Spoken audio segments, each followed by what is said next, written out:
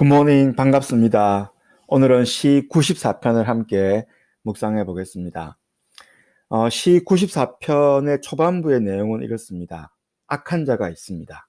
그리고 이 악한 자 때문에 시편 시인이 지금 어려움에 처해 있습니다.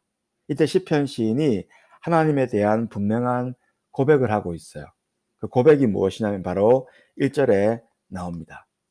여호와여, 복수하시는 하나님이여, 복수하시는 하나님이여 빛을 비추어 주소서라고 고백하며 간구하고 있습니다.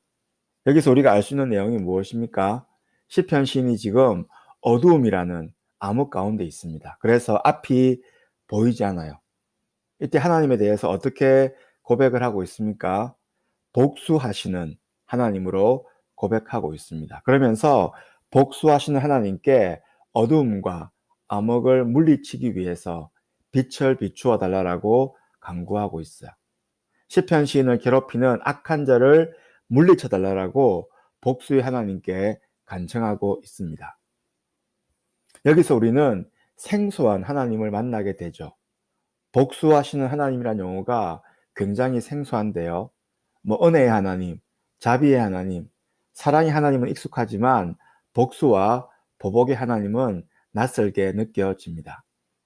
하지만 우리가 믿는 하나님은 사자의 위협과 같은 상황에서 엄마 곰처럼 아기 곰을 보호하시고 지켜내시는 분이심을 우리는 고백할 수 있어야 됩니다. 그리고 마침내 그 악한 자를 심판하시는 심판주 하나님이심을 고백할 수 있어야 됩니다. 그리고 여기에 나오는 복수라는 의미는 감정적인 의미가 아니라 법정적 단어라고 이해하시면 됩니다. 그리고 그 구체적이고 완성된 모습이 예수님의 재림을 통해서 성취된다라고 우리는 믿고 있죠. 그러니까 심판주로 다시 이 땅에 재림하실 것을 우리는 믿습니다. 그리고 악을 멸하실 것입니다.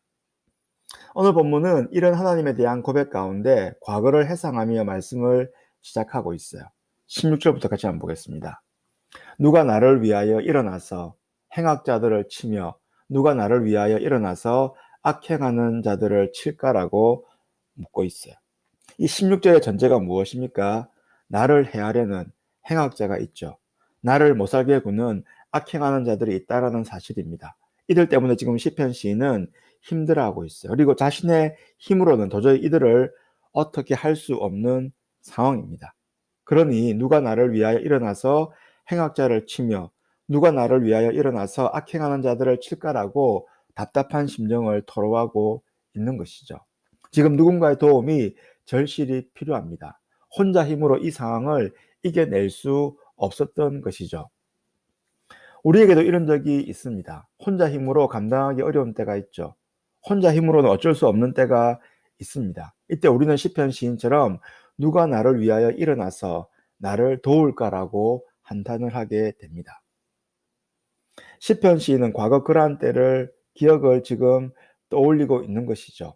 어려웠을 때, 힘들었을 때, 사방이 막혔던 그때를 떠올리고 있습니다. 그랬더니 가만히 생각해 보니까 그때 하나님께서 도우셨음이 기억나기 시작했죠. 그래서 17절에 고백을 하고 있습니다. 여호와께서 과거 그때 내게 도움이 되지 아니하셨다면 내 영혼이 벌써 침묵 속에, 그러니까 죽음 속에 잠겼으리로다라고 말하고 있어요. 이건 놀라운 고백이죠. 과거 어려울 때 혼자 힘으로 어떻게 할 수 없다라고 생각했을 때 시편 시인이 회상해 보니까 하나님이 그곳에 계셨던 것이죠. 하나님이 그때 도우셨던 것입니다. 우리도 마찬가지죠. 시편 시인처럼 어려운 때가 있었습니다. 나를 해하려는 사람들이 있었고 나를 방해하려는 세력들이 있었죠. 사방이 막힌 것 같은 그런 막막함과 답답함이 있었습니다. 하지만 그때마다 나를 돕는 도움의 손길이 있었던 것이죠.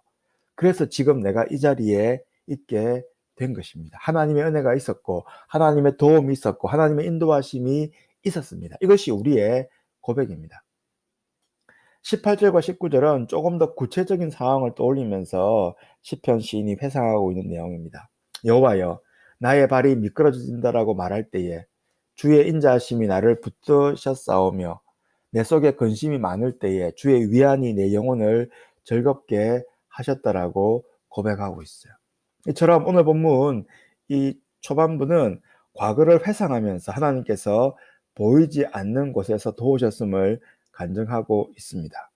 그리고는 여기에서 그치는 것이 아니라 다시 1절에 고백했던 복수하시는 하나님이심을 다시금 고백하고 있는 내용이 오늘 본문 하반부의 내용이죠.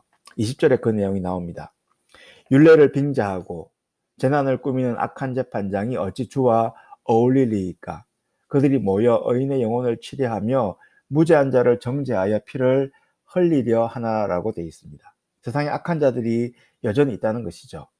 그리고 이런 악한 자들의 악행과 행포에도 불구하고 우리가 믿는 하나님이 여전히 우리를 보호하시고 우리의 억울함을 풀어주시는 분이심을 시편 시인은 고백하고 있습니다. 22절이 바로 우리를 보호하시는 하나님을 고백하고 있는 내용이죠. 여호와는 나의 요새시요 나의 하나님은 내가 피할 반석이라고 고백합니다.